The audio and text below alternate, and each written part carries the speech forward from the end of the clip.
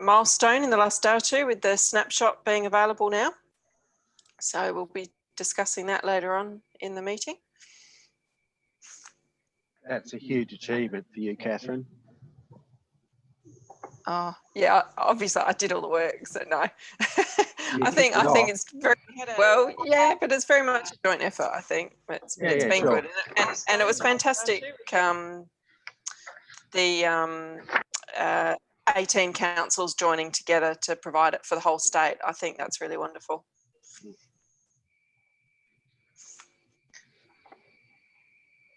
I'm sorry, Megan, did you say that we're right to go now?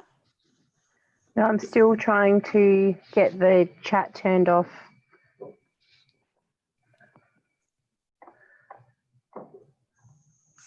Sorry, won't be too much longer.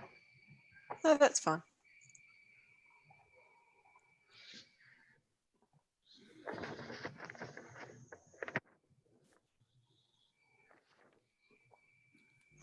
In the first place, I think we can also add to the any other business, just a heads up for people to, I think we need to discuss our input into the public consultation part of the council's budget as well. So I think that will be important for us to discuss. I think it's out either today or tomorrow. I think the budget, draft budget. As far as I'm aware, it's out today. I was looking at it online. Yeah. Yeah, today. Okay. We're good to go. Jack's struggling to get through his 300 emails at the moment. Sorry, Tim? Jack is struggling to get through his 300 emails at the moment. Oh, lovely. Yeah, so we sent something around that the business plan was out today, sent the link around, and it would be good to discuss when we might get together to have input into that. Yeah, absolutely. Okay, great. Okay, so let's get started. I'd like to start with the acknowledgement. So we'd like to acknowledge that this land we kind of meet on today is the traditional lands for the Kaurna people, and we respect their spiritual relationship with their country. We also acknowledge the Kaurna people as the custodians of the Greater Adelaide region, and that their cultural and heritage beliefs are still as important for the living Kaurna people today. So I think at this stage, the only people we haven't heard from and aren't currently on the meeting Zoom are Nathan Shanks, Councillor Nathan Shanks. I've got a text from Nathan. He showed up at the Civic Centre, I think, rather than realising it was on Zoom. So he's headed back home. So he'll be like 10 minutes. Oh, okay. Okay, wonderful. Thank you very much, Cody.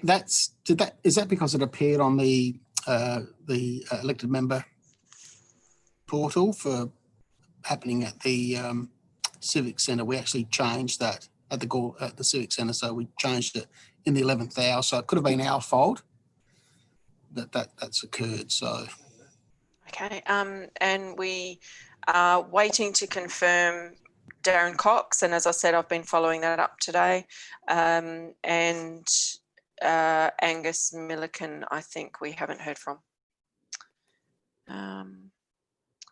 Okay. Any other apologies that I'm unaware of? Motions to grant leave of absence.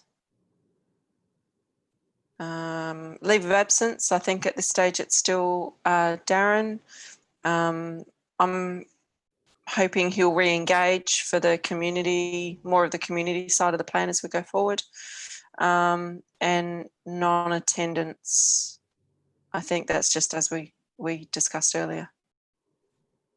Confirmation of minutes. Has everybody had a chance to look at the minutes from the previous meeting?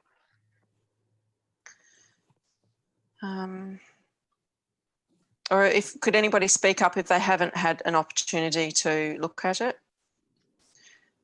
And would somebody like to move that it's a true and correct record of our meeting?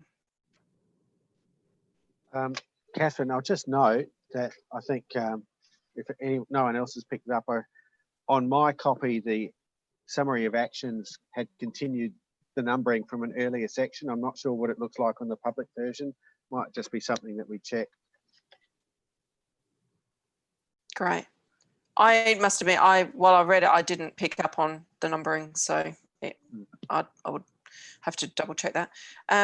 So would somebody like to move that the minutes are accurate?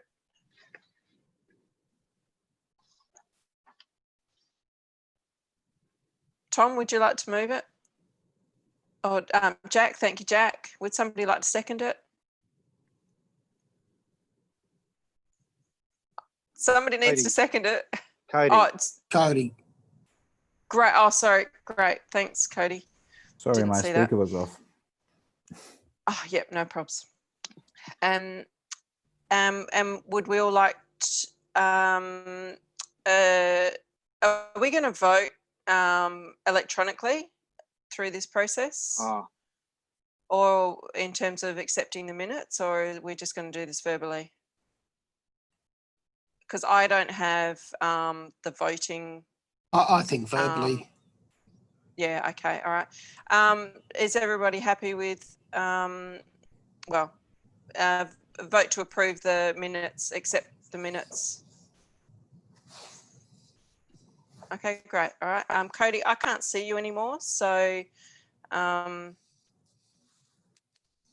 we go. you're happy with the minutes, Cody? Okay, great, all right, that's everybody. Thank you for that. Okay, business arising from minutes. Tim and Jack, would you like to kick this off? Sure. Am I unmute? No. Yeah, I can hear you. Okay. I can hear you. So I did actually contact our IT team and ask them for advice on creating the closed social page and what constraints there might be and who do I need to get it approved by. So I haven't got a response yet, but it is in progress for the first one. Great, thanks. Second one, I think you've covered that, Catherine. The third action, the Informed City Climate Risk and Governance program to be included in the CEEP. I think I've done that. If not, I've made a note somewhere that it'll be put in. Okay. Action 4 is complete. Action 5 is covered in the agenda. Action 6 is covered in the agenda. Thanks, Tim. Paul? Oh, you're muted, Paul.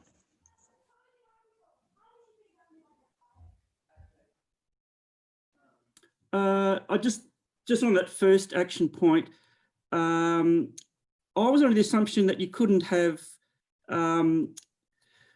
closed meetings because you could be actually deciding on a decision outside of a meeting.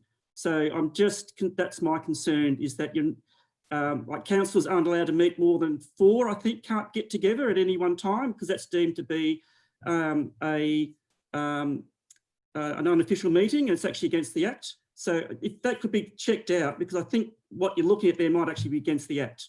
That's aren't we a less formal type of meeting, and that's why we don't have to do a bunch of the things that we do at more formal committees? No, I think if a group gets together and there's more than the majority or whatever, it could be deemed as an informal meeting or gathering, and that could be in breach of the Act. But I think, I mean, if the IT or even governments really need to think about that, because you go against the idea of transparency, openness, etc., because you may be making decisions without discussing them in a public meeting. It's to do with the Local Government Act. So I don't want people to be tripped up with the Local Government Act and all of a sudden get fined. I think we're developing the decision-making process rather than making decisions, so we can prepare some stuff for the meeting. You're actually governed under the Local Government Act. It's not whatever. It's actually, so you have to be very careful how you act, because you're actually in a constituted group, and then you're going to have another group which is separate, which might be in breach. So just Thank you, Paul. Yeah, no, thank you, Paul. It's good to be aware of these things. We can certainly ask the question of the IT group or governance. So if we can follow that up. And Cody, yeah, I was of the understanding that it's different, but I'm not. You know, we need to check these things about exactly, you know, where the lines are drawn on the map. Yeah, so we'll move on with that, I think. Yep. Yeah, so could I put forward a motion that we check with governance as well as IT as we go through this process? Yep, that sounds great to me. Are you happy with that, Paul? Yes, I just want to make sure that I'm protecting you guys from any. Yeah, that's great. It's good. Yep. It's good that we check these things. That's fine. Yeah. Okay, then. All of these other items in the actions, Tim and Jack, you're happy to discuss at the later point in the meeting? Yeah. Okay, all right. So moving on to number 5, items listed for discussion, and noting that the writing plan discussion with Paul is now in there in an updated version as well. So the 5.1.1 CAP peer review update. Jack, did you want to go on this one, or you want me to? Look, Tim, I'm happy. We're just a stone's throw from each other, so I can chime in if we need to. But just a. Okay, so we selected a suitable consultant to review the draft climate emergency action plan. It's very much a mid-development review, so it's not reviewing a final product, but it's going to give us some great ideas on how to go about finishing the document, what the gaps might be, address some of the communication strategies and structure on it. We had a good inception meeting with Seed Consulting and went through the progress that the working group has made in developing the plan. We went through our broad structure of dealing with council emissions, leading by example, community emissions, and then the governance and or the communications and advocacy and all of the other work that we have to do to break down barriers and make progress. And there seemed to be a lot of really good understandings by the consultant. It was Seed Consulting that has been selected to do the job. They put forward a really good understanding of our work as a council and covered climate adaptation really well, climate mitigation really well, would be able to help us with the presentation very well. And we felt that they had just a really good handle on our needs and put forward the best case. So that project is now underway. It goes until mid-August. They've got the draft CAP, which I've now closed off on the Google Docs file. You'll see it's got red writing on it. I really would like people to keep working, but keep working on a document separate to it so that we can bring that material into the plan down the track. Interesting, there was a lot about how do we bring the results from this back to the working group and when that should happen. And so there seemed to be a really good alignment with the extra meeting that we wanted to have to work out, to kind of agree on the actions of the plan. So what we are looking at is a date on about the 9th of August to hear back from Seed Consulting on their initial findings and have a really good discussion and a bit of a workshop with us. I've suggested that maybe that could be during the day, but if it doesn't work for people, we would have to determine that. And I think that's an item further down on the agenda. But I'm really pleased that peer review is now going ahead, and we should get some really good results in the not too distant future. And now we've added the community emissions profile. That's going to make our job a whole lot easier as well. Thanks, Tim. Does anybody have any questions for Tim? Okay, moving on to the community greenhouse gas emissions, a snapshot assessment. Tim, is it? Oh, do you mind if I just cover off on that first? Yeah, and then you you do can. that. I don't want to talk all the time. Really? Okay. Yeah. So we got the overview 2-page report. I think yesterday. There was a webinar hookup with 36 attendees from a number of the councils around the state today. They asked me to speak briefly, so I spoke briefly on how we plan to use this information. I think what is important for us to realise is that we now have that data. We now have an understanding of the scale of it. We're not the worst, but we're not the best. It's about 198,700 tonnes of carbon dioxide equivalent that we are emitting as a community in Gawler, of which I think it was under 2,000 tonnes of that is coming from the council itself. So we're under 1%. So most of the work that we've been doing so far has been about dealing with 1% of the volume of the emissions. But before you all go away and get really depressed, I think it's important to realise that we've got to start somewhere. We've made some really good progress, and the council really needs to be able to demonstrate leadership in this space. So what we're doing here is more valuable than just the 1%. I think it was really reassuring to hear that there is a lot of support for our work going forward. There's a lot of organisations that really want to help, that have resources to help.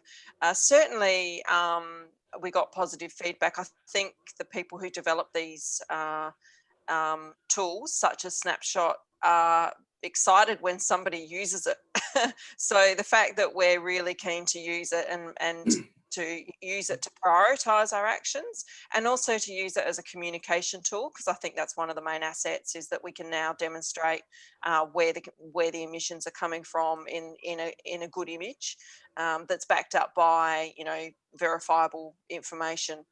The limitations that the snapshot has is that it's not an inventory. So we're not necessarily going to be able to compare year-on-year data because of the nature of the data sources that go into it. Now, there's quite a bit of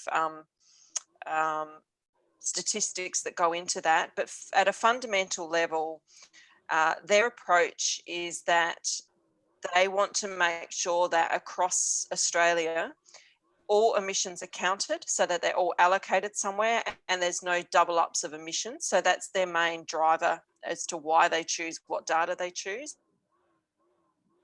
They also choose the data that has 5 core functions, and it's about transparency and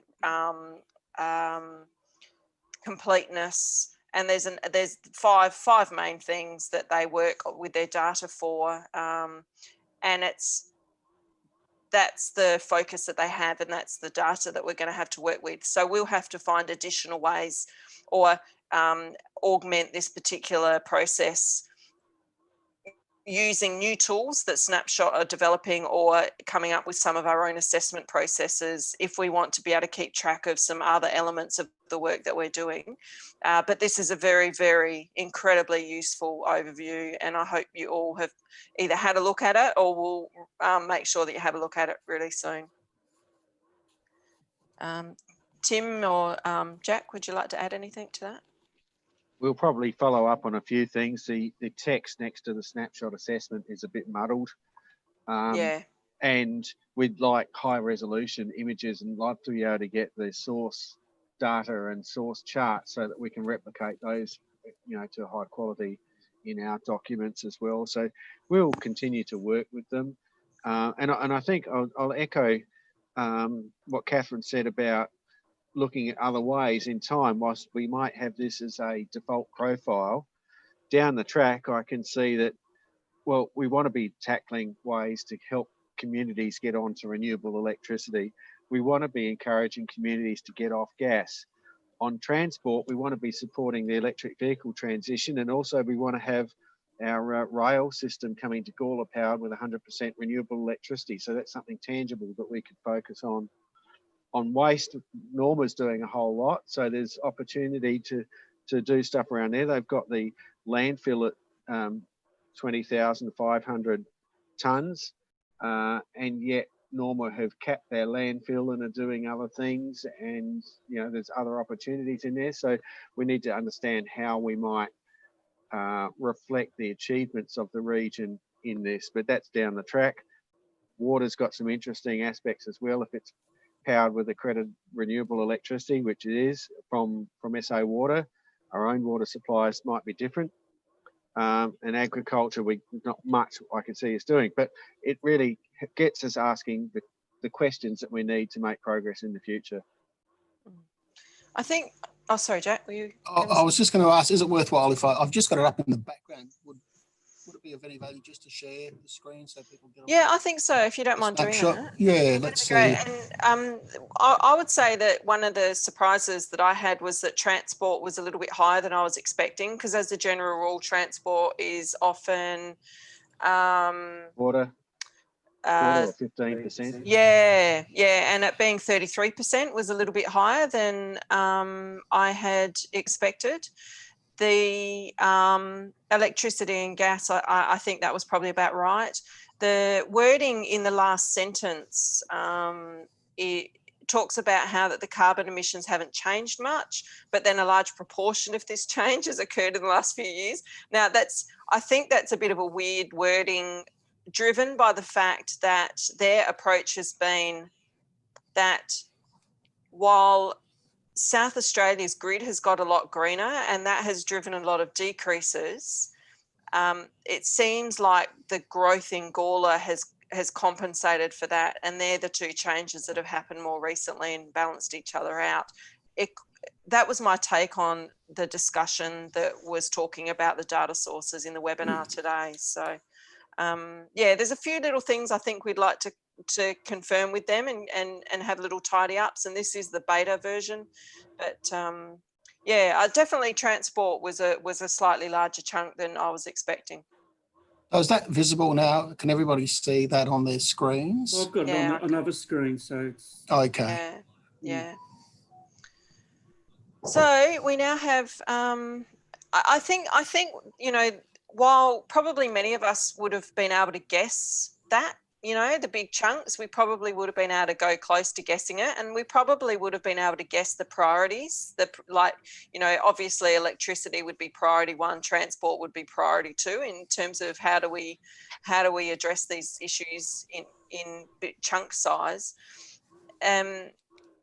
I think it's obviously important for that, but I also think it's incredibly important for a visual tool to then start engaging with the community more deeply on these issues and saying, look, clearly, you know, this is electricity, you know, and we want to talk to you about whatever bit of the pie is relevant to our all the stakeholders in the community that want to get involved in this process.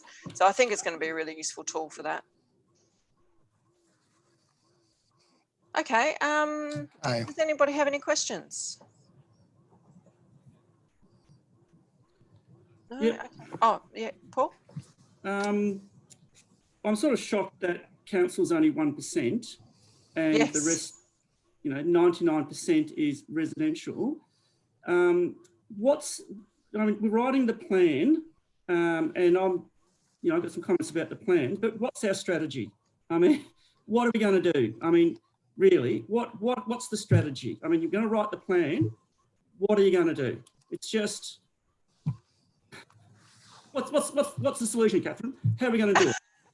Because I mean, realistically, we're writing this plan, and I've read elements of the plan which I don't think connect with the residents. You know, when you're talking about a 16th century mathematician, that does not connect with the person who's working in the field.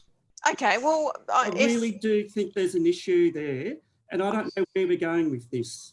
Okay, I think there's two bits, and if I'm hearing you right, I think that at the moment the draft plan is we're just trying to get some of the content in terms of the actions and the information that are the basis of the actions in there. I don't think any of us are here to defend the writing style of the current plan, because I think it clearly needs a lot of work. We're probably, I would say, only part of the way through this process, that there's a lot to do still. Yeah, I mean, if the main vehicle is that plan, I really do think we need to re-look at it. And I'm a little bit miffed that I wrote that information and it wasn't shared before this meeting. I thought we're actually going to discuss that, and then that would be the basis of how we looked at the plan. And now it's gone off peer review and all this other stuff's gone into it. And I just find that I can't see what we're doing, really. I can't see any outcomes that we're really focusing in on at all. I just see us writing a plan, and it's sort of quite vague when you consider, the good burgers of Gawler. It's a nice plan that probably consultant would like to do. It's their story. It's not the story that I'll stop you there, Paul. I actually have a different view. Yeah, that's fine. I think that clearly the current draft of the plan is very focused on the council itself, which is we've always acknowledged it's a small percentage. However, we haven't had data for the community. We only got that yesterday. So, understandably, we can't go through a prioritisation process with confidence until we have some form of data which is reliable. So I realise that, but we knew we must have known. Are you asking us to have done it before we've done it? No. What I'm saying is we must have known that the council's emissions would be a tiny amount of the whole. Because we have talked about. Yes, yeah, we have. So I would have thought that when we did the plan, the focus would be telling the story to the residents. So their story, not our story. Well, I think you're judging a draft. We're just told we're 3/4 of the way through it. I don't think we're 3/4 of the way through it, because nobody said that. Well, I think Tim said that's the, we're at the something point, it's not, I don't know what, I didn't write it down what point. Yeah, right. No, well, I mean, I think that we clearly have a lot of work to do, because we always knew that the work around the council is a small percentage. So we always knew that. However, we knew that we needed to do it first to show leadership, to get the council's own activities in line with its public statements. And like I said, we've only just got this data yesterday in terms of hard data. Clearly, I think there's a lot of work to do.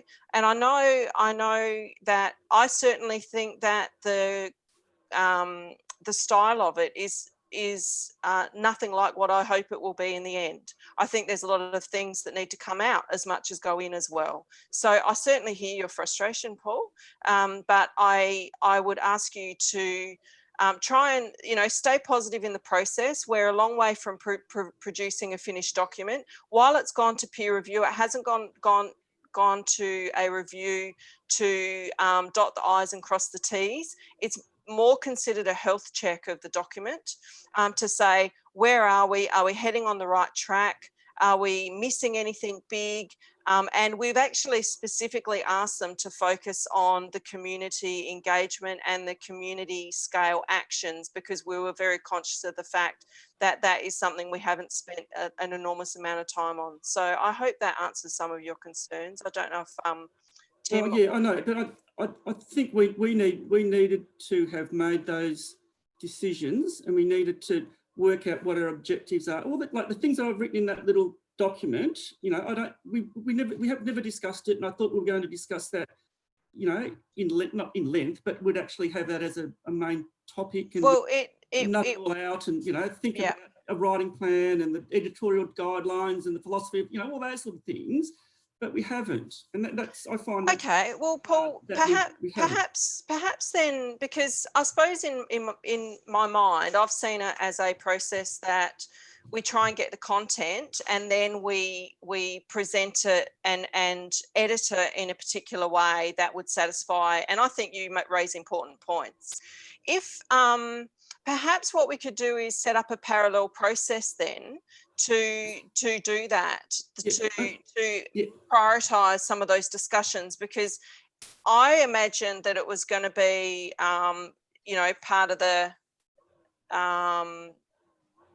process, and that we get the info first and then we present it and discuss it. But if you're saying that there's particular aspects, we are going to get to this in the next probably couple of dot points in the agenda. Would it be okay with you if we can hold off the rest of this discussion and bring it up when we get to the next your piece? But just one thing, you actually do it the other way around. You work out all those things, you work out your objectives, you work out your writing plan, then you collect the information. You don't do it the other way around. You actually. Well, I don't agree, because I think that we have to collect the data. We have to develop some strategies on actions first, and then we communicate. We work out how best to communicate those actions. That's where you make those big structural decisions about your plan, your document up front, and then you work out your plan. Then you find all the information you want to fit into the plan. That's how I think we're talking somewhat at cross purposes. Yeah, so I'd like to move on if we can. And I'm willing, you know, I'm interested in exploring this a little bit further. I hope that we finished off on the community greenhouse gas emissions thing. But, you know, before we finish off, does anybody else have any comments or questions around the snapshot?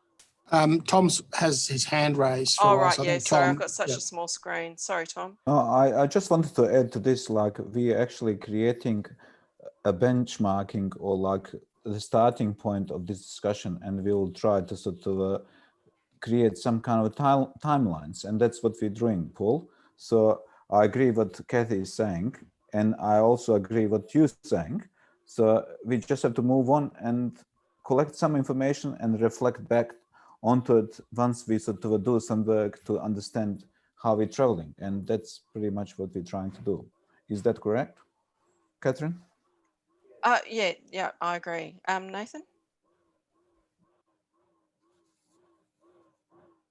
Yeah, I mean, firstly, sorry I was late, guys. I rocked up at the admin building, so stuffed up there. But yeah, the way that I'm looking at it, and I can hear what Paul's saying, it's definitely a frustration, and I can sympathise with the data only being gathered yesterday. However, the way that I'm looking at it is the problem, no matter, we have the problem that we're trying to solve, regardless of what our contribution is to that problem, it's still the same problem. So whatever solutions that we can come up with in our plan, my thinking was that we're the test subject, that we can then, as Catherine said, lead by example. And the way that I sort of saw it is we solve it on the smaller scale. It doesn't really matter the size of that scale, but then are able to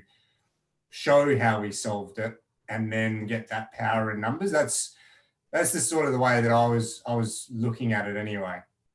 Yeah, I think that's the kind of broader function of how the plan may be used in the future. But I also acknowledge Paul's concerns. I think they're very legitimate, and we do have a big challenge in front of us. Yeah, I'm keen to move on though from the greenhouse gas emissions point, if everybody's happy with that at this point in time. Okay, great. Do we like to move on to 5.1.3? Is that you, Jack? I think that sort of hinges back to an email, I think, that Councillor Davies, I believe, sent through. I'm just trying to find that. Okay. I can read it out if you like, Jack. Thanks, Tim. So what he said is, I'd like to propose a discussion topic. I've come across the Town of Gawler Environmental Management Plan, particularly the Climate Change Management Plan, page 22. Table 6 and 7 outline key points that we as the working group has touched upon in our discussions and the formation of the action plan. I note that the language used in the document relates more so to the physical impacts of climate emergency, all of which are we're aware of, i.e. water scarcity, biodiversity, bushfires. I believe we should incorporate this language and points into the CAP document and give a physical component for why the council should update action points 2 and relate the document to the general public. What's everybody else's thoughts on this matter? So there are some things on page 22 in the tables, and things like develop a policy and position statement to attract low carbon and renewable energy investments in the town of Gawler. There's some other climate change adaptation and mitigation things in there. And I think broadly speaking, what we need to do is to just make sure that we're reflecting and continuing on with those actions and just bring that into our CEAP as we go. That's my view. I don't think anything's too difficult on it. It's all stuff we want to do anyway. Can I just add that, you know, like at the beginning of this kind of a gathering that we're having with the Climate Emergency Working Group plan, it's like we were talking about recognizing the work that has been already developed by the council. And I think that there is a lot of good stuff that has been done. So maybe we should just say, well, as we were doing this and recognizing this work, we should maybe point out all that good work that and list in our actions moving forward. Could I suggest a action to be listed to develop a checklist? And so in terms of all the checklists that we need to go through before we deliver a final document. And I would suggest that one of those things clearly needs to be its relationship with the other documents. So that needs to be a filter that we apply. And if we can create a list of these actions, then that will help us be thorough in our final document. Catherine, there is a kind of checklist in the document. I could make it a little bit clearer, but what I've been doing with the actions from the CAP when we needed to check that we incorporate something is dropping it in there. I'll beef it up, put a numbering system, really title it well, but I think keeping that checklist within the document itself, it's been shunted to the back at the moment, but that will probably make sure that we cover off on it. Okay, great.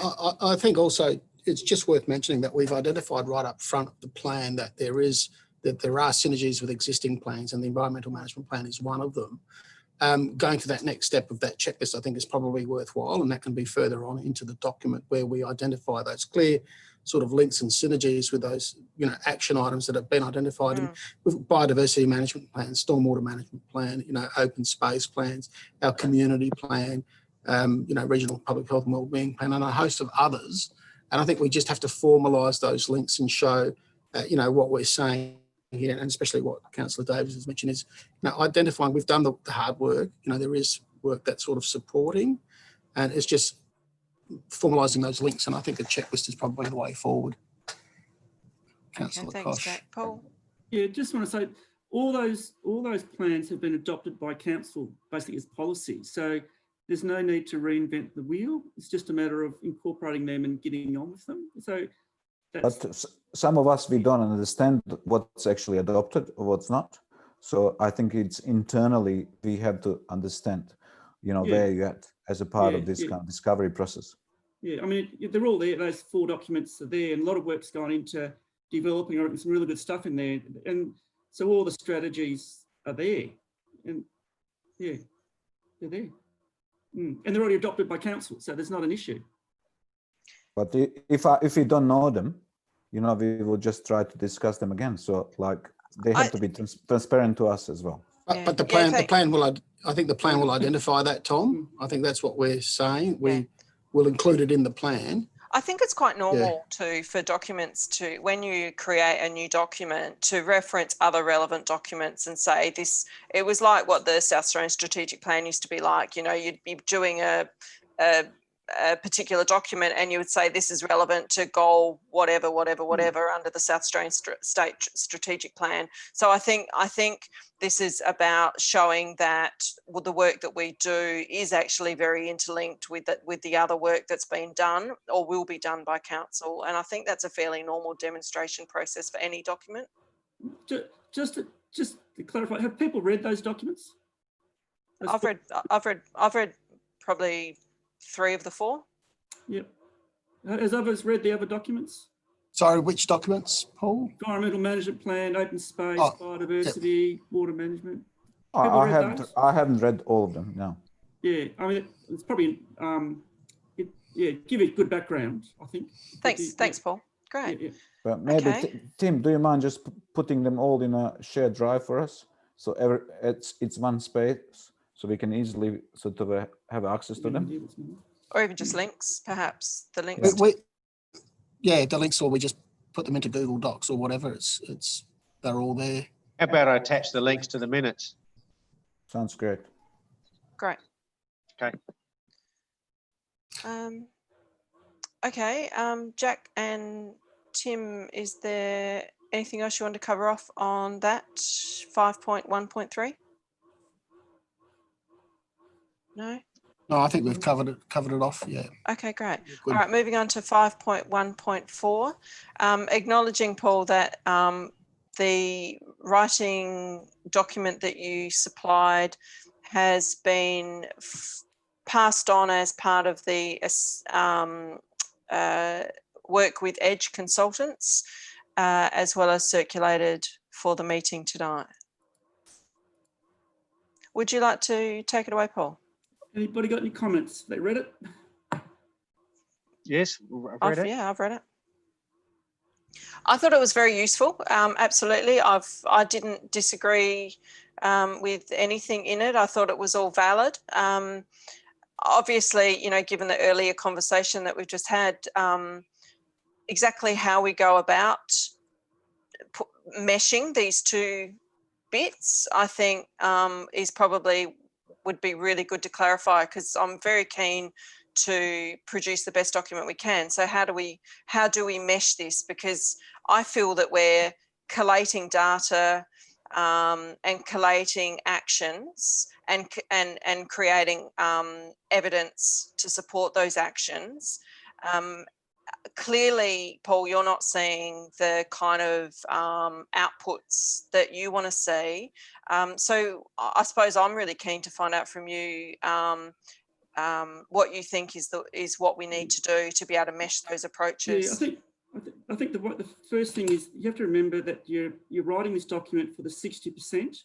You're not writing it for yourself. You don't need to be writing your story. You need to be writing the story of the 60%.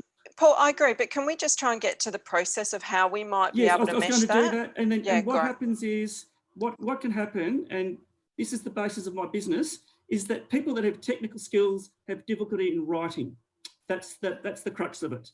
And people who have a whole lot of information want to put all the information in. And you have to be very, very, the hardest thing is to know exactly what you want to put in. That's the hardest thing. And you only do that when you get your writing plan organised. Only then, and then you get the bits that you need to get the outcomes you want. So so would it be worth having a separate meeting to try and develop a writing plan? Yeah, I just think the model that you just portrayed before is actually backwards to what I've always done. So, and that's what people sometimes do. They get all the information and try to fit it in. You need to start from, you need to start from where you want to go.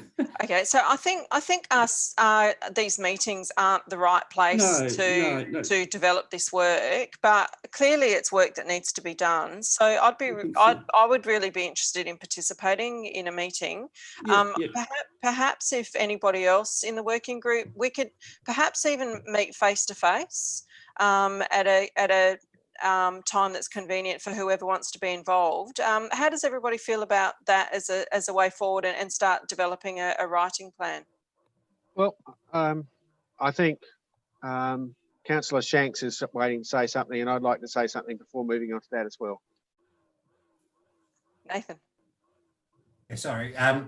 I have to admit, Paul, I have to apologise. I haven't had a chance to actually read it. I was just wondering, are you able just to give us a bit of an overview on what it is? I will read it after the meeting. I just haven't had a chance to yet. So I'm a little bit lost on what we're talking on at the moment. So I apologise for that. Well, it's essentially, it's changing people's behaviour through a journey from where they are to where you want them to go. And that's because adults have a set view of the world, and you need to change that view of the world to another paradigm.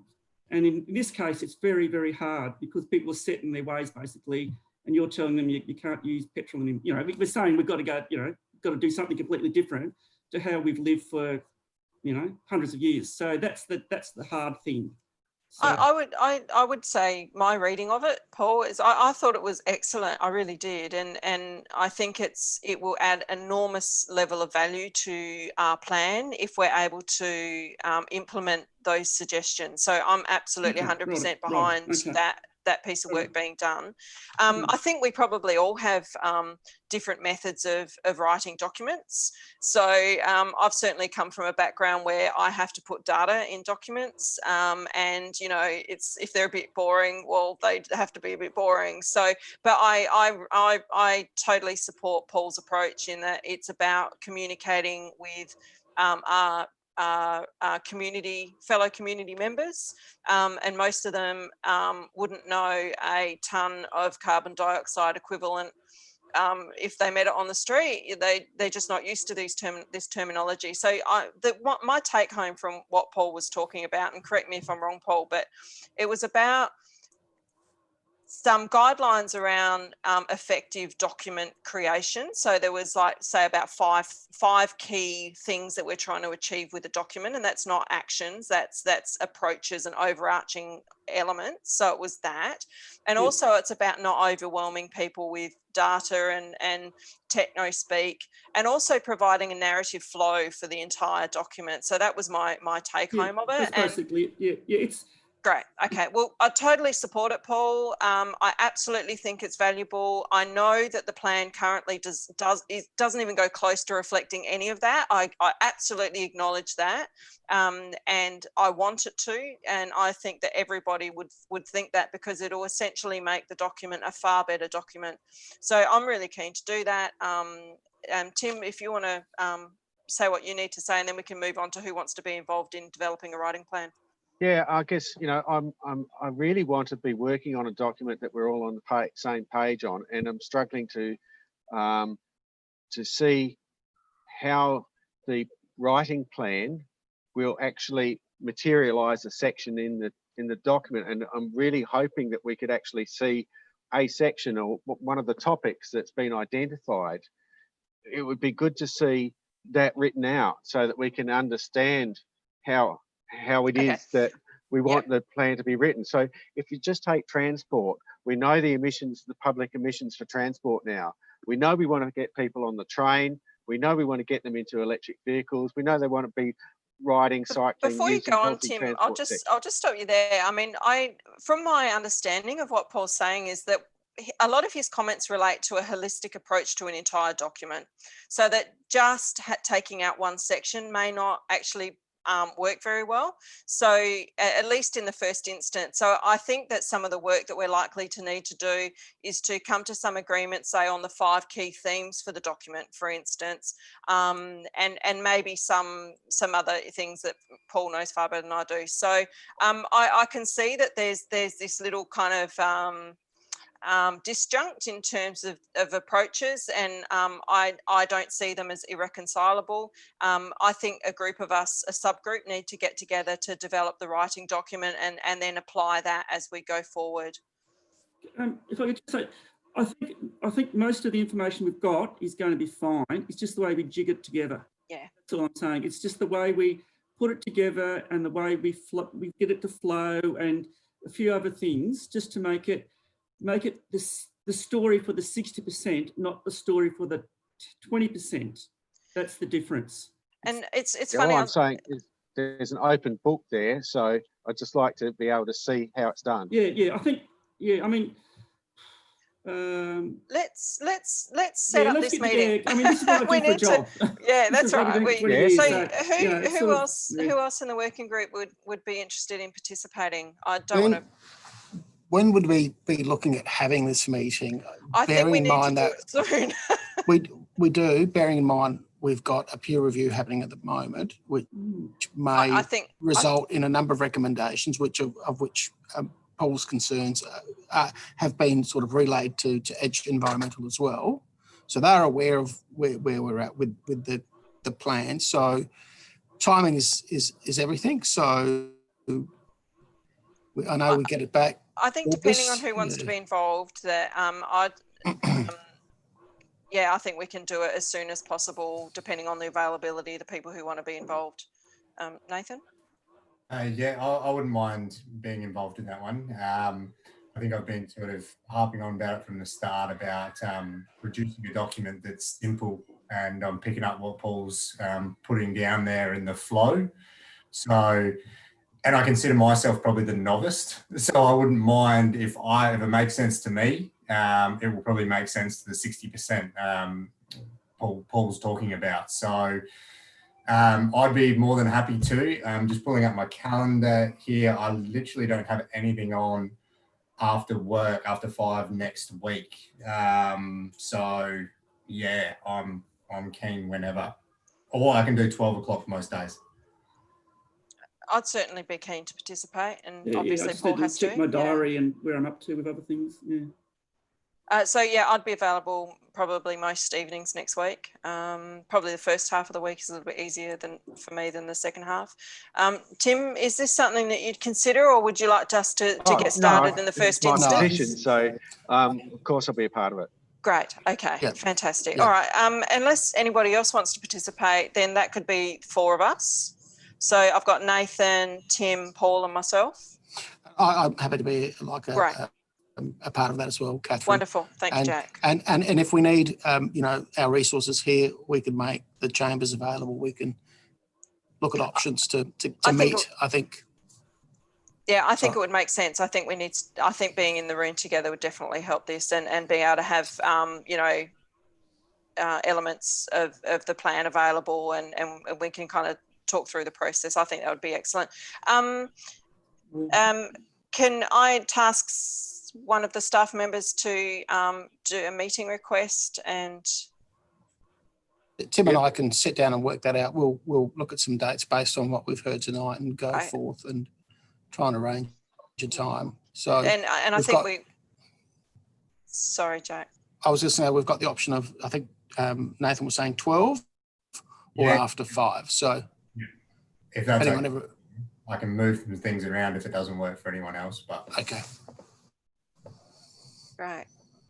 Okay. Wonderful. We'll come up with several options and then go from there. Okay, lovely. I think that would be most valuable. Paul, anything else before we move on from this one? No, that's fine. Thank you. I hope, and I hope that those of you who haven't read Paul's document, that they do take the time to do so, because I found it really useful. So I thoroughly recommend it. Yeah, absolutely. Yeah, I literally only. Yeah. I'm sure the plan will be an enormously better for applying these concepts. Okay, so moving. Assuming everybody's finished with that, I can't see any hands. Kathy, can I just add something? Certainly, Tom. I was just trying to sort of ask, is there any other media that will be sort of considered for presenting our thinking and report, such as it could be a short video or something like that, just to sort of entice people into reading the full report afterwards? That's a really good idea, and I guess that's an element of a communication plan, which would probably be developed in combination with the council. I think it would come down to the resources available, but I think that's really important. I also, and personally, of the view that I think quite lengthy consultation in terms of taking the draft plan when it's ready for public consultation out to the community rather than expecting them to come to us, and really trying to engage with other groups in their normal monthly meetings or whatever, and really taking that process would be valuable. So I think that would add too. But yeah, it'd be interesting, maybe little teaser videos or something like that could be really useful. And I think what something Nathan has talked about and we've discussed earlier is the production of little A4 pages, say on EVs or whatever. So that might be a little kind of suite of short, sharp, shiny materials that we seek to produce to help aid that communication process. Yeah, but that's something we can consider at a later date, I think, in terms of communication process. Thank you. Okay. Any other questions or comments before we move on? I was just going to say what Tom said. We're looking for clickbait. Sort of just those quick snippets that get people excited, that take them through. Yeah, absolutely. Okay, great. Thank you for that. Moving on to 5.1.5, scheduling of the workshop. Tim, is this you? Yeah. Am I unmuted? Yes, you are.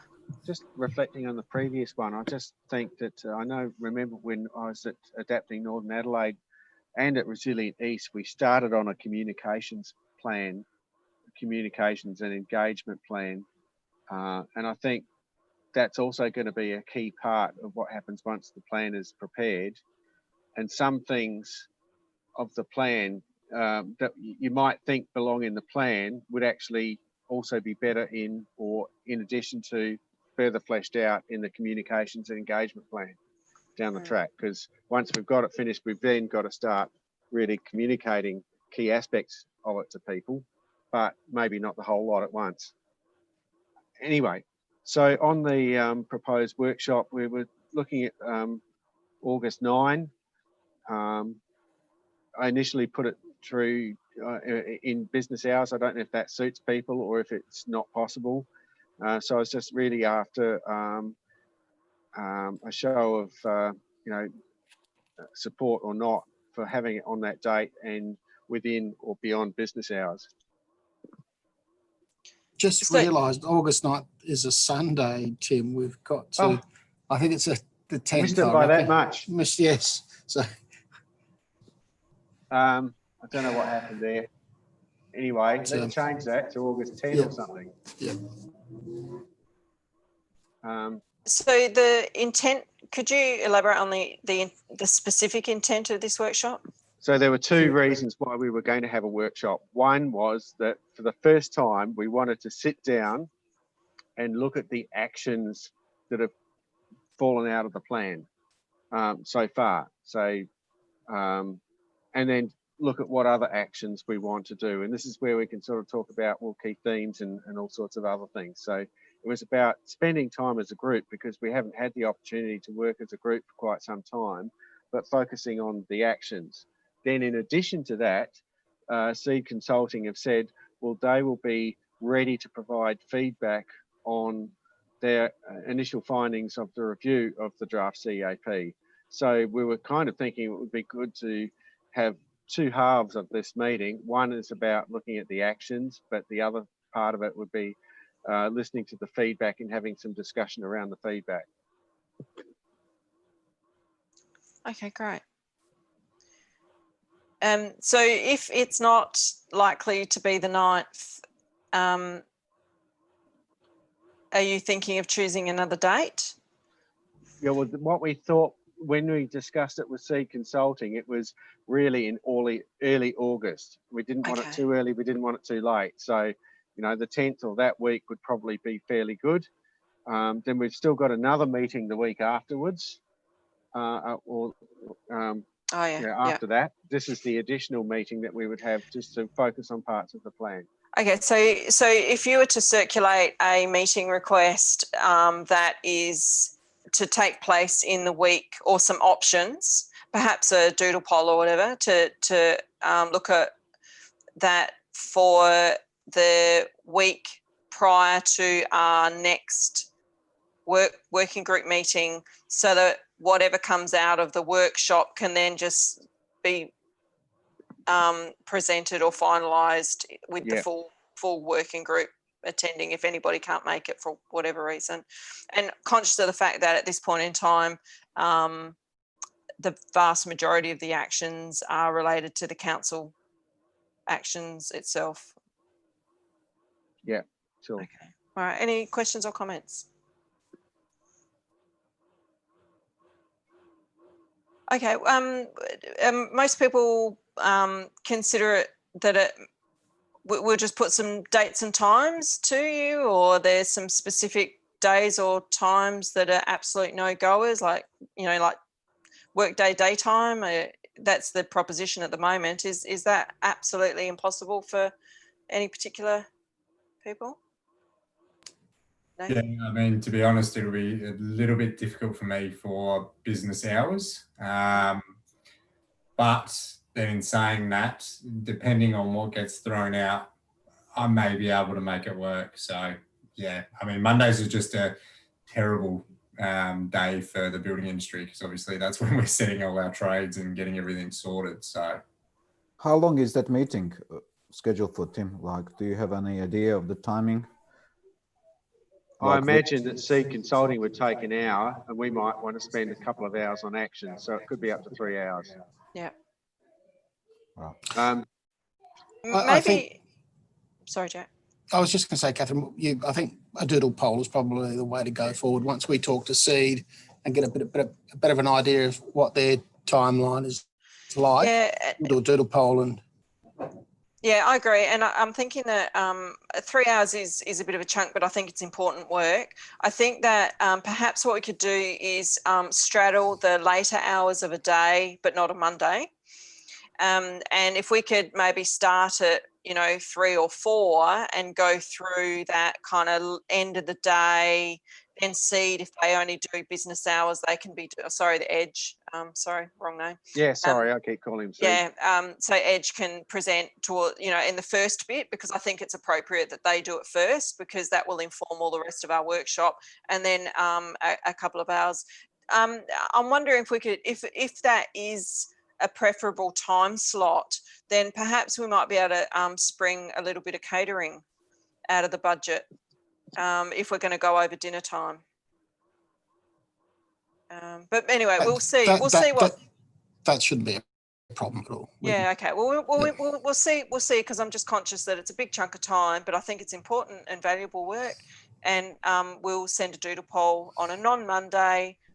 If I'm reading the faces on Zoom correctly, that potentially a later afternoon kind of time slot would suit, and we'll try that in the week of around the 9th of August. Tim. Yeah. Okay, so I'll send that out. Aiming for late afternoon, 4 till 7 or something like that. But I'll probably put the whole lot in that week as a doodle poll, and we'll just see who can target around that preferred time slot. Great. That sounds great to me. Thank you. Any other questions or comments before we move on? Okay, moving on to 5.2, the council reports.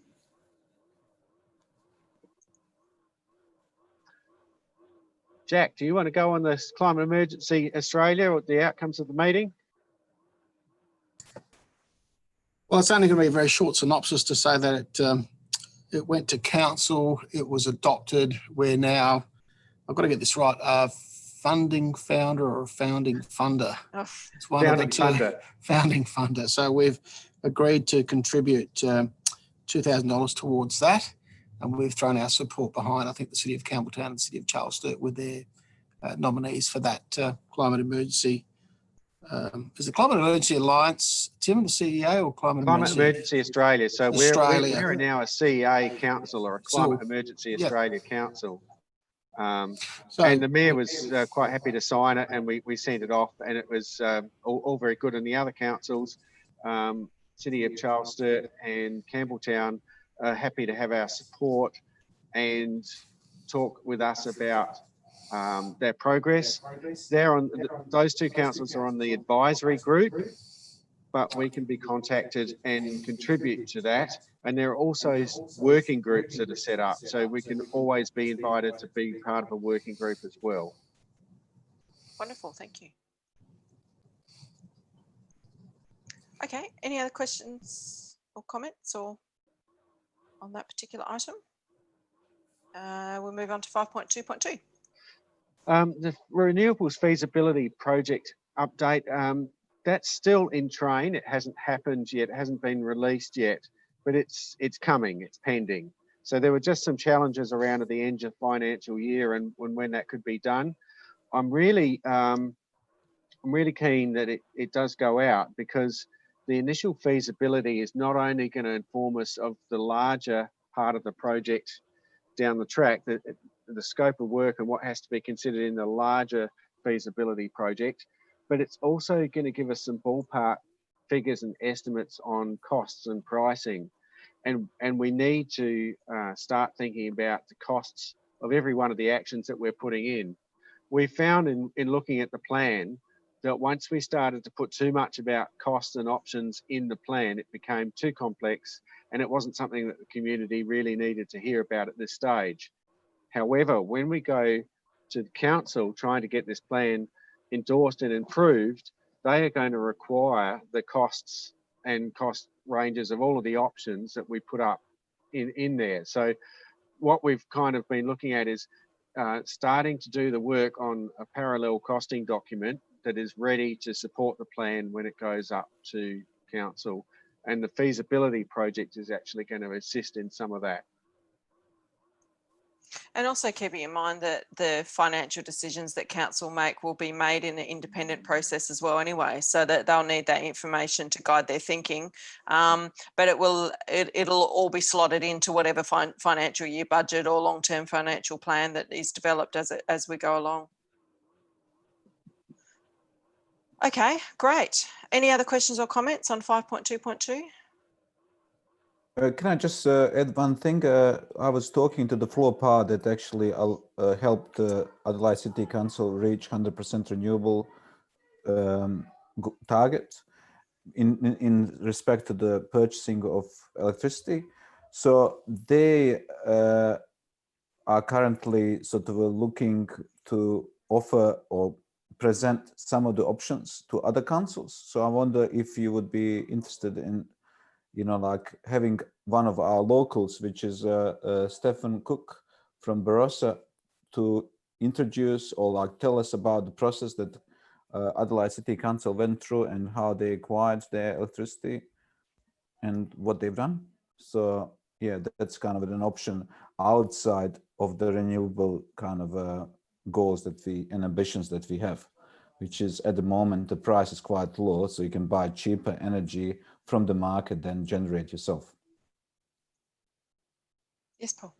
Yeah, I agree with that. I mean, I'm looking at a company called Amber Electrical, Amber Power, and it's probably cheaper for me to buy the power off them at off-peak than put solar panels on the roof potentially. So it's, you know, so I'm going through that balancing act.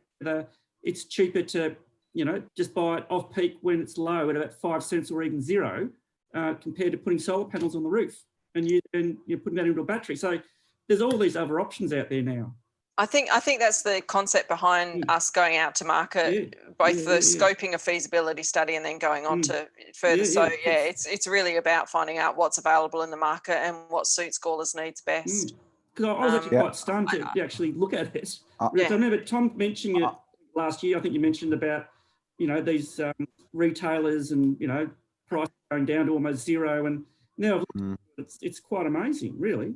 Yeah, I mean, like everything comes at the risk at the moment. So yeah, I'm with the Amber because I like risks, especially. Yes, I'm not signed up with them yet, but I mean, looking at it and just weighing it up between solar panels or Amber or whatever, it's amazing. You save 20 cents a kilowatt hour. So if you're residential, so signing with them alone will help all our residents cut on electricity sort of a costs, but you know, we'll talk about it in a workshop.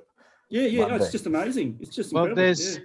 We face a challenge here in that we're getting inundated with offers on projects and deals and options. How do we manage that as a group? How much do you want to see? I mean, we can bring people to come in and put forward proposals to us. We got a little bit of an insight from Heather Smith about what to look for with renewable energy development projects. That's different from market purchasing. But there's a whole other range of opportunities on market purchasing as well. I guess I'd just ask, how much do you want to be exposed to, and how much time are you willing to dedicate to listening to the options? I can filter that for you. Well, I was wondering, trust me. is that different to the work around the feasibility study? It's an honest question. How different is it? I mean, like this is all the dynamic, Kathy, is, you know, today we're going through this pandemic, and because as a result of that, you know, the manufacturing isn't sort of doing a lot. There are a lot of people working from home, and that dynamic of like workplace really affected the price. And at the moment, the price is very low, so it's time to buy. It's like any markets. This is kind of it's driven by the many internal, external factors, and you know, like what we're talking, maybe it's relevant for today, but not in a sort of years to come. So. However, recognise that we're locked into a 36-month contract, which has got 30 months to go, and there's nothing that we can do at the moment to get out of that unless the council was going to break its agreement. Yeah, but to answer Catherine's question, yes, it is. It is part of. It'll be part of the feasibility study. So it's only one option of probably a whole host. And as Tim was saying, we can bring to the table all the communications that we've had with all these groups that are out there that are there's no real clear direction, and I think it's just how do we work through that to find, you know, what's going to work, what's suitable, what's emerging, what are the impacts, and you know, what opportunities do we have. I agree, Jack, and it's just like it's exposure to the for everybody to understand that there are alternatives out there, and you know, understanding what they are and the risks involved. It gives an opportunity for people to, you know, seek further clarification. So you know, like we just you know, saying that there are other ways of, you know, solving the problem. Yeah, I agree. I think if we could just get all the options and the pros and cons so we can weigh them up against each other, I think that's what I'll be looking for. Not necessarily. Well, there's a lot of work involved in that, Paul. So you'd be getting 10 options a week. There's a bazillion, yeah. and I think we need to be clear what we're talking about. Hang on a sec. Hang on a sec. I think we need to be clear what we're talking about too. Are we talking about the council sourcing its own energy, or are we talking about the options that might be possible that we can promote to the community at large? So I think there's a distinction. Clearly, the feasibility study straddles that to some extent, in that it might be looking at options that are community power generation or things like that. So my gut feeling would be that I see little risk in not engaging on specifics at the moment. If we defer some of that to a point in time where we're either dealing more specifically with the feasibility study for the council, both to mostly source its own energy, but then also the elements around the community energy options. When we get to that point in time, that might be, but yeah, maybe Tom will have to have a chat about trying to figure out the best way of managing that process to make sure that we balance getting exposure to what's possible and interesting ideas versus getting swamped by all the suppliers and the different models that we could be looking at. Well, the alternative is that we actually prepare a communique of council needs down the track. So if we get an idea that council want to transition to 100% renewable electricity, and now this isn't dealing with the community side right now, I acknowledge that. But if we get an idea that council wants to make that transition, then the council can say, well, we would like to do this using behind the meter solutions through time, or stuff that we own that's local in time, but we're also looking at power purchasing agreements in the meantime, which have to be accredited renewable energy. And you put a communique out there to the market, and we do that in advance of the next LGA procurement cycle. In fact, we do it together with other councils, so that then we actually get the market responding with the best offers that actually meet councils' needs, rather than us trying to sort of, adjust to offers which are coming in blind all the time. And I think once we've developed our plan, that we'll have the backbone of what should be in the communique as well. Can I just clarify? Paul? Is there a distinction between companies swamping us with offers compared to just a range of different options, like half a dozen, like behind the meter, market purchasing, at that level? Is there just maybe 4 or 5 of those different things? Well, that's pretty much what Heather Smith gave in her presentation recently. Yeah. So there's 4 or 5 options, really, broadly speaking. Is that right? Tom, would you like to add to this? Hey, Paul, if I know all those things, it'll be easy to create the business all around the offers. I think that the whole energy system is very dynamic. There is a lot of new things coming onto the market, and the needs are shifting. So, for example, these days, and you will see from the 1st of July, the SA Power Networks would offer all the people that having a hot water system, they will shift in during the day rather than nighttime, because we have access of the renewables within that kind of a time frame. So like those things, as we sort of progress to the 100% renewable, the needs will be different. So we will be paid money for not consume energy in certain times of the day, and encouraged to consume in other days. And that would be sort of a different ball game altogether. So like as we're going to the 100% renewable, that like there will be different penalties and rewards paid to the end users. So that's kind of the best I can explain. Right, get all that going. And I think and also until we get work done on the feasibility study, I think that is going to be where we get the real data at a point in time when we're ready to have proposals for change in terms of our power purchase agreement.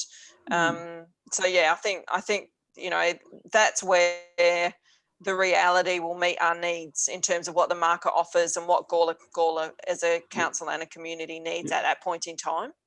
I just want to say I think what Tim has suggested is absolutely perfect, because we've got 30 months to do it in, and that's sort of not a bad time frame to sort out the market, to give councils what we need in the renewable energy sector. In that absolutely.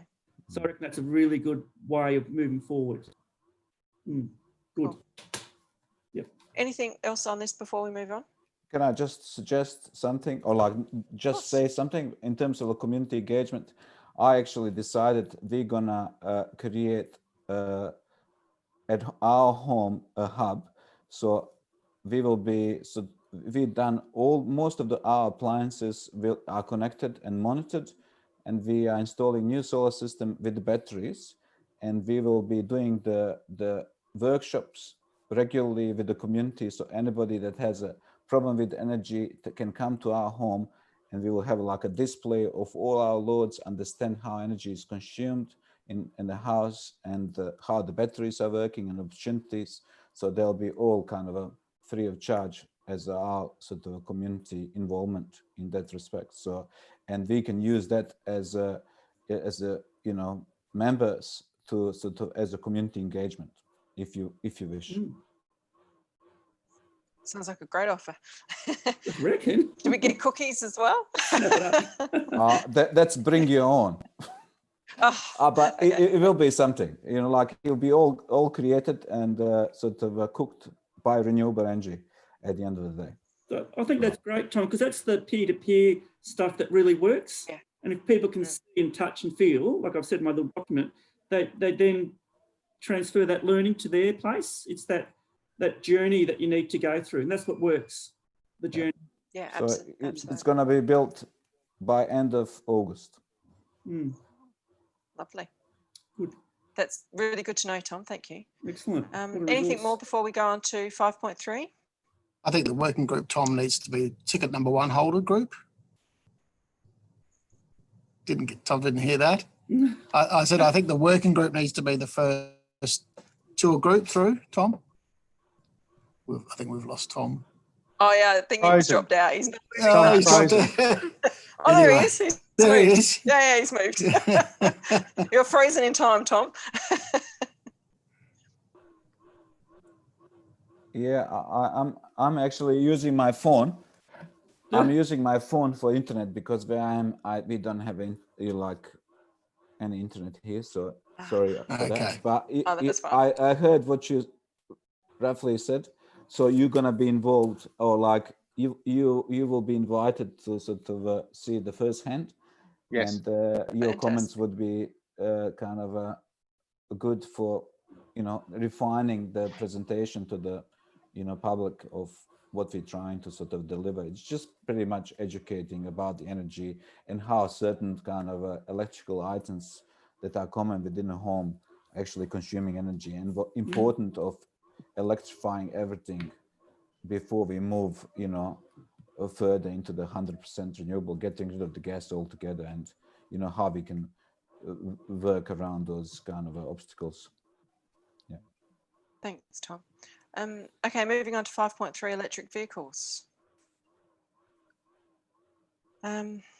Is that who was speaking to that one? Yeah, there were just a couple of things to follow up. So electric vehicles is normally in here as an item.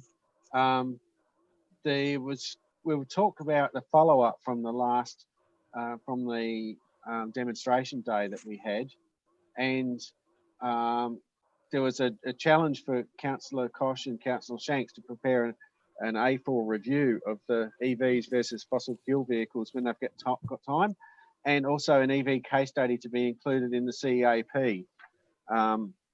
And I think that would be a really good thing to do. Just when we've got time, that could be dropped in one of the case studies. studies. Some time and everything else. Yeah. I pretty much handballed that onto Paul, and yeah, it's in train. I like that. Good work, Nathan. Yes, come up with the idea and handball it. It's in train. A great idea if Paul did this work. And then I sent I think I sent a quick email during the meeting last time and said, yeah. It's in train. I'm thinking about Yeah, okay, that's good. Also, handballing, let me know. I think there's a real need as part of this looking at costings in parallel to prepare things for the plan. I really am making a commitment to actually work harder with the fleet managers and financial managers to do the EV comparison, life cycle comparison. And I've got a different sort of strategy to just really start simple with comparing two light vehicles with two existing vehicles, the light ACV with a small car, small runabout, and a bigger light EV kind of four-wheel drive utility vehicle with one of the larger Mitsubishis or something that council uses. So if we just get the life cycle analysis done for two and get the agreement on how we deal with the depreciation and the running costs and the resale costs or the retirement costs, then that would be a really good thing to do. So I'm going to push ahead and try and do that to get started. I think we have to break the ice somewhere and really try and sort of say exactly what it will cost to switch over to a trial EV in the short term.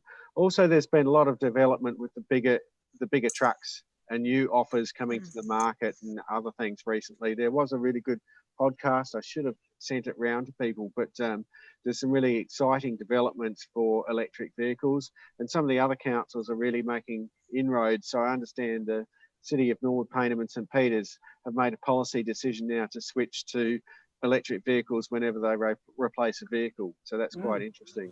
Wow. That's great. Okay, anything else on that item? Okay, before we move on to the special working group meeting, which we've kind of already covered, there was that kind of any other business thing where we were wanting to try and convene a discussion around the upcoming council budget. And I know we'd flagged that earlier about just providing a high level, fairly simple advice through the public consultation process around the pros and cons climate-wise of the current budget. So I think we were looking at the date, it's the public consultation finishes on the 5th of August. So if we're going to do it, it needs to be happening sometime before then. Kathy, can I just go backwards with Tim's comments about EVs? And for a long time we've been talking in transition Gola to actually have an own vehicle and then share with the community. Is like, would it be sort of appropriate to ask council if they will be interested in providing like a GoGets electric, so where like public can sort of utilize the vehicle at the cost, and sort of in that way reduce the cost of electric vehicle sort of arriving and being affordable for other people, and sort of in that way promote transport, electrifying transport within the community, because I would be then happy traveling everywhere with it myself. I mean, there's no reason why that the concept of the council facilitating the community's access to electric vehicles being something that we discuss and potentially put in the plan, if that's what we think is important to put forward. I mean, clearly, it has to be a fair and equitable process down the track, so we can't have kind of inside running on it. But I also think that the electric vehicles, they're getting quite their costs are certainly coming down in a way that I hadn't anticipated in the last few years. In terms of GoGet, I had quite a bit of dealing with GoGet when we set up their car in the joinery in the city. And I think they make their judgments based on the expected usage. And I suspect that Gawler, given that Adelaide City Council has only got a few, that Gawler might not quite fit their particular requirements. But it's an interesting exercise to do, and we might be surprised. It might really be an option. I was just thinking more as a I think that's model. part of the plan. Yeah. That's part of the plan, and that's something that we should be listing. Like for example, council would use electric vehicles maybe 5 days out of the 7. So over the weekend, maybe I would like to use it to, like no guilt trips to, I don't know, the range and back. Yeah, look, I think we'll be having this workshop and we'll be looking at actions. So if there's actions to put in there, we should be putting those actions up and testing them and deciding whether we'll include them or not. Lots of opportunity there. I will note that our sorry, Catherine. I was just going to say, I can undertake to get in touch with GoGet as well, because I used to deal with them a lot, and so I can at least contact them and say, what's your threshold? Do they have any thresholds of usage or partners, or generally how they decide where to put cars where? So I would undertake to do that if that's of use. Yep, I'll note also that one of our compliance officers, who's quite supportive of trialling an EV, he said he wasn't quite sure how it would go when he had to do about 3 or 4 trips for loose dogs and things over the weekend. He had 3 or 4 call-outs on the weekend where he drove his vehicle and clocked up way more than 200 kilometres in a day. But I think that there's ways around all of that, but it depends what those vehicles are used for as to their availability on weekends, because sometimes council activities continue over the weekends too. So fair point. Yeah. Yeah, I think it's all achievable though. Get a couple of them then. Yeah, that's what I'd be favouring. Leave it where it runs out. That's like what my kids do. No, they go into limp mode. They're not like a car that runs out of petrol and you stop dead. They go into a limp mode so you can get home. And you have to remember that every house has got a power point. So not every house has a petrol pump. So the joy we've got to look forward to is limp mode rage, then, when people don't realise you're on limp mode and they think you're just driving like a retard. Yeah, no, you just go into the first house you see and you plug it in. Okay. Find their external coffee and a biscuit power socket.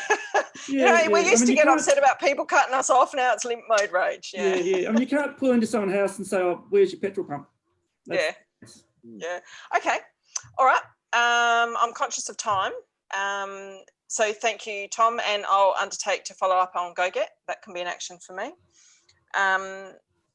In terms of the special working group meeting on item 6 of our agenda, Tim's going to sort a time out for that. We're also going to have a writing group meeting. And as I said, I think we should discuss having some time spent on a response to the budget. Now, we certainly initially said there was a fair bit of appetite across the group for that bit of work to be done. How does everybody feel about that now?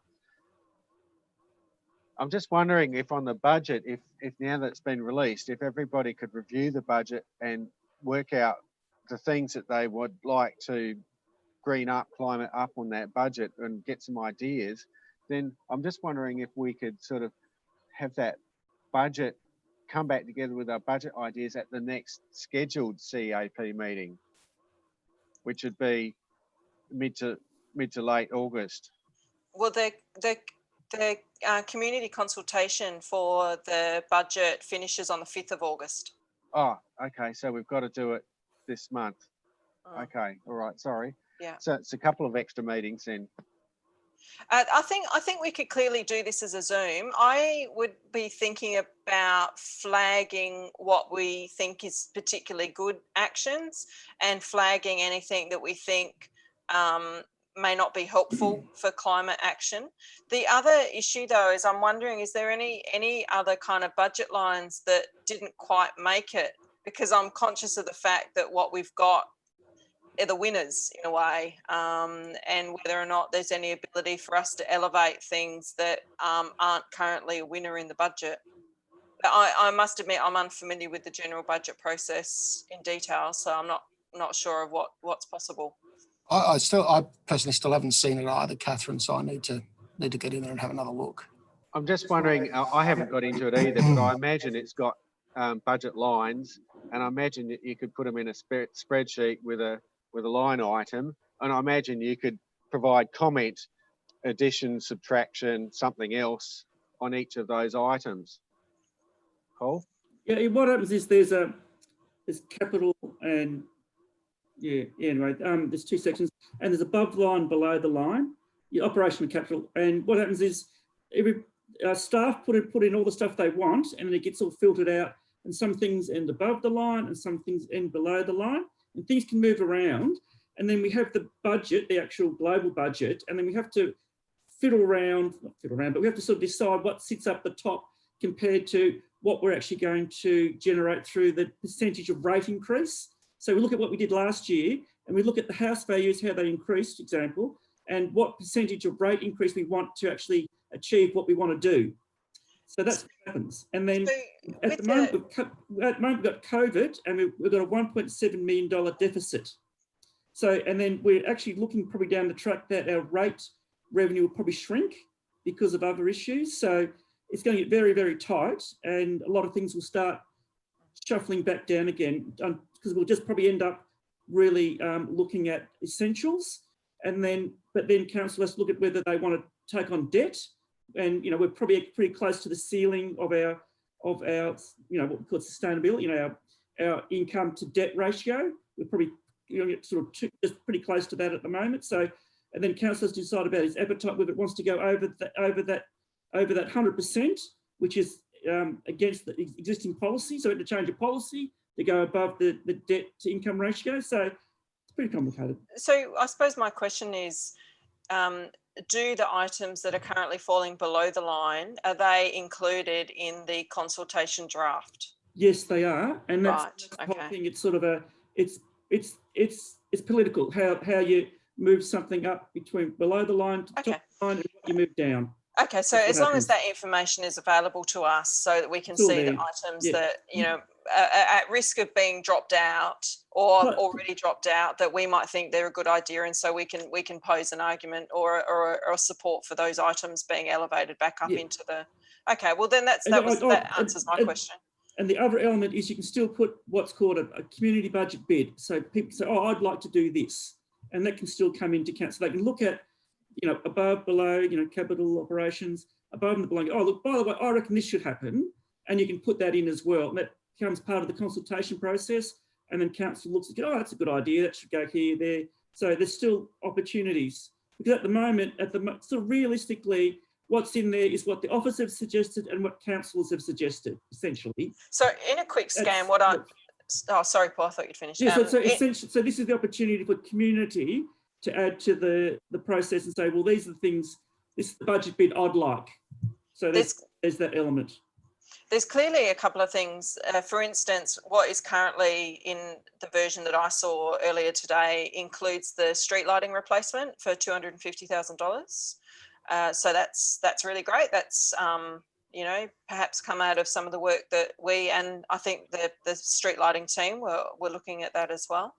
Could I just comment that that's actually part of a $2 million federal grant. So that's in there, and as long as it's adopted by council, that'll probably happen. Yeah, yeah. And also in that same chunk of money was the solar panels for two other buildings, but it didn't specify what two other buildings. So I assume might be the rec centre or? No, we've actually received some grant funding, I think to the tune of about $150,000 from the federal government for solar initiatives. Oh, so extra, is it? Yeah, so Tim and I have just sort of had a chat with Ryan about that late last week, I think it was, Tim, where we'll be looking at opportunities for, you know, a solar PV array on a couple of additional council buildings. So that's another positive from that, but that's out of the budget proposal. So, and the feasibility study will help cover off on that and help decide where some of that goes as well. Yeah, but in the short term, you know, this is in the context of talking about this year's budget bid, which we ideally want to have a response to by the 5th of August. So I'm perhaps suggesting then that we have a Zoom meeting and that's supported by the relevant documents.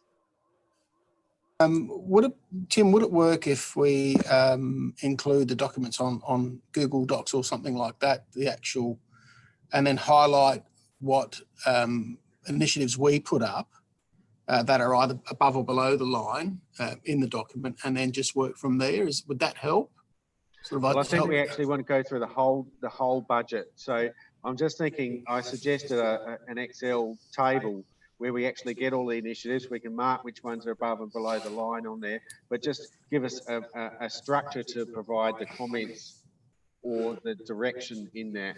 I think the other thing to think would be good to sort of say, how do these initiatives line up with our pieces of the pie? Yeah. So for things like street lighting, it's going to be an ideal one because it's the biggest piece of the pie. Yeah, it's good.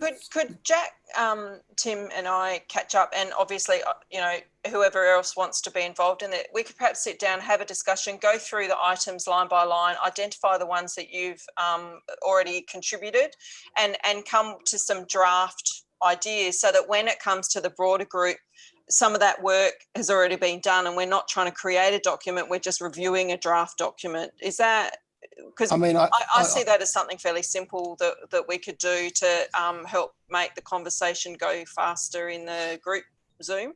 I haven't seen the format in which it's presented to the public as part of the consultation, but I have worked on the one that we've looked at internally and what's gone to council to review, which is quite a large document.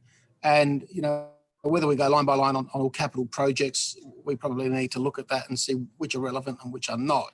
But at least, you know, if we do that, just bear in mind that there is a lot on there, and whether we try and weed out what we think is relevant to us, or whether we think we have an opportunity to have a say in a, you know, whether it's a capital work or an operating initiative, then so be it. But there are a lot of recurring items in that budget, which will just be standard stuff. But then there's, you know, the special projects and what has made it above the line, what is below the line. And I think that's what we need to go through. So it sounds like we're not going to try and do a comprehensive line by line review. What we're trying to do is identify the things that we want to clearly support, and anything that we want to clearly say we see this as perhaps counterproductive to the end goals of the climate emergency action planning process. Hopefully there'll be none of those. That'd be lovely. So perhaps we can try do it that way and create that version. And obviously everybody on the working group has the access to the full information. And so if there's anything else they want to bring into the conversation, then we'll make sure that it's structured in a way that those things can be brought into the conversation as well. But is that a pathway that we could go, or does anybody have any alternative ideas or approaches that they'd like to suggest? I mean, I'm happy to sort of look at it any other way if, you know, if other members of the group think that it's it's better to do it this way, then we can examine those options as well. And as I sort of asked and suggested earlier, is it possible like to have like just a blank reference document at the Google Docs and with all the links to the documents? And if people do have a time and feel that they have to have more information, you just present the link there so we can sort of read more about it if we want to really. So, just to cut everybody's kind of, to be more efficient with the times and, understand that we are all busy and we try to do all these things on top of the other work that we're trying to do. So, like I'm sometimes struggling finding even the minutes because I was trying to show somebody what we were talking about. And, like navigating around website, the Town of Gawler website is sometimes a little bit clunky, but, like having that information on firsthand on Google Docs would be sort of helpful from my point of view. So in the first instance, we're talking about the links required for the budget discussion. Was there another topic that you wanted links for, Tom? I was talking about a rental management plan, all the previous work that council has done, and like we have to recognize that work that has been done by sort of other people in the past, and we're just continuing doing good work. If just links to web pages or things like that is adequate, then I think that's something that between us we can sort out, Tim. I've just had a quick, sorry, Tim, I've just had a quick look online as to how it's presented for the community consultation, which is sort of a bit of a glossy document. What I think we probably need to do is get the working briefs that sort of create that document and work on those rather than the whole glossy sort of brochure type budget document that's in there, which I think we won't be able to use in that format. It's a PDF, which is just simply sort of cut and paste sections of the budget for the community to look at. If we're looking for a working document, I think I'll try and get it into a working formula. Perhaps outside of this meeting, we can catch up and just work out the best approach, and then we can put it to the group, and hopefully we'll try and edit it so that while everybody has access to the full documents, we're cherry picking the bits that we think are important and that are specifically relevant to the work that we're doing, and then work a time frame, because I'm conscious of the fact that we're running out of time in this particular meeting. So I think the action that we should be taking away on this particular item tonight would be that we get together, we work a shared document that we can have a short list essentially, and then create a process that by which we then discuss that with the broader group. If we have the consultation brief and the working spreadsheet, I think that'll complement each other, and we can see the holistic picture of the consultation version and the working documents, which will make it easy for us to go through and comment on. Has anybody got any concerns about that pathway forward? No? Okay, all right, we'll give it our best crack. It's a busy time of year for everybody, I know, and that we've got quite a bit on our plate. Quite a few things have happened in the last month and are going to be happening in kind of the rest of July and August. So we're going to be busy, but I think we're really getting to the point in time where we're getting to deal with some of the really interesting work that we've all kind of signed up for. So any other comments on that particular item before we finish up? Okay, so we've covered off on the item 6 as well, the special working group meeting. The next ordinary meeting we've got scheduled for the 19th of August, and we've got a number of meetings before that, so we're going to be busy this month. Any other questions or comments before we finish up, Nathan? We've been talking with Cody and myself have been talking about maybe getting Jack Gill and interviewing some of the members of the YAC, the Youth Advisory Committee, just around, I'm sort of inspired by the way you and Tim interviewed the elected members. And my thought process was that we could do something similar with the Gawler youth and try to get their thoughts, because it is something that they actually quite interested in. So some sort of focused questions in a fun sort of way might just have a level of engagement that may bring them along for the ride. So it's just something that Cody and myself have been talking about, and I think I sent an email through to Jack as well, and he sounded sort of keen. So it might just be something that we work on a little bit to the side, because Cody and myself are on the yak as well. So maybe we'll do a bit of a proposal up and put it to you, and see what you guys think. I'm all for it, because anybody, you know, under 35 is going to be copping it sweet in the future on this issue. So yeah, I think we need to augment that as much as possible. Nathan, there's a Living Smart for the high school students happening through the same sort of a channel. So there's good opportunity to sort of grab some of those kids that are involved in the program that is starting next month, I believe. Yeah, cool.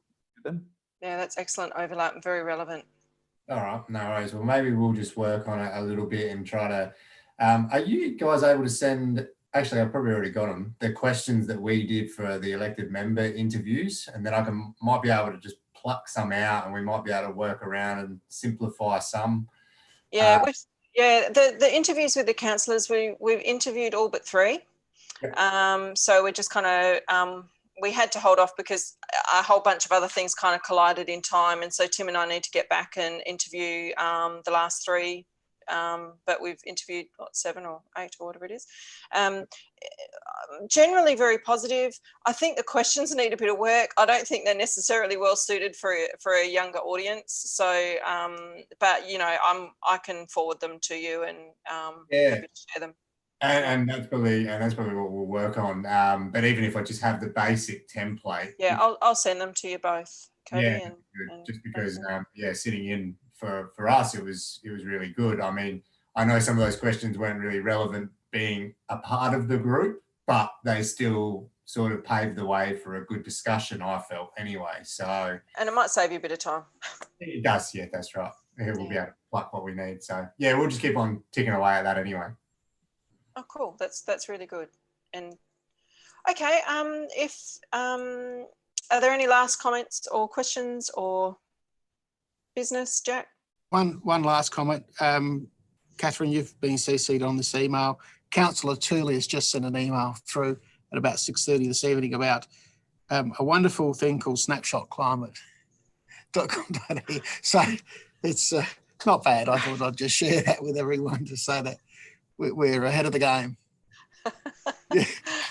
Okay. You're a bit late. Oh no, that's good. He's quick off the mark. Oh yeah. It was only just released today. So okay, cool. All right. Anything else? Okay. All right. Well, I'll close the meeting. We've done it within 6 minutes. That's not too bad since we had a slightly late start. Thank you, everybody. And I think we'll be seeing a lot of each other over the next few weeks. Right. Take care. Thank you. Thanks. See ya.